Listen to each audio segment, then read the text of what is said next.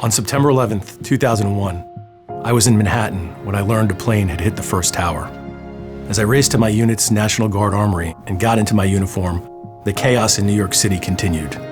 That evening, my unit deployed down to Ground Zero, but it was weeks before I knew how many friends had died that day. It turns out I lost 5 school-age friends on September 11th. In the intervening years, I lost more than 5 more. Sagoon, Chris, Wilfredo in Iraq in 2004, Francis in Iraq in 2005, Kevin in 2006, and then Mark, Nick, and Kevin in Afghanistan in 2008. Worse were Jimmy in 2015 and Joe in 2018 to suicide.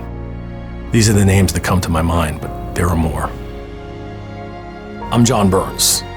I'm the Education Director for Concerned Veterans for America, and I'm a veteran who served enthusiastically in Iraq and Afghanistan.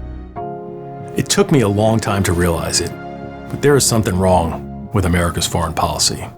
It's not just the personal, though the families of more than 7,000 other fallen warriors know what it's like to lose someone to these wars. And it's not just the money.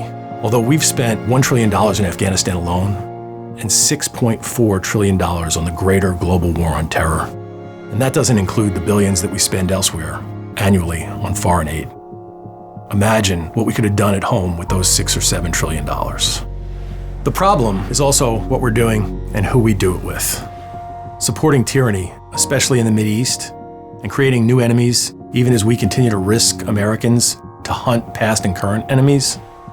We've given almost $14 million to Saudi Arabia in the last 20 years, supporting a government that represses Saudi citizens, even killing them abroad. We know that it was resentful Saudis who were the force behind those September 11th attacks.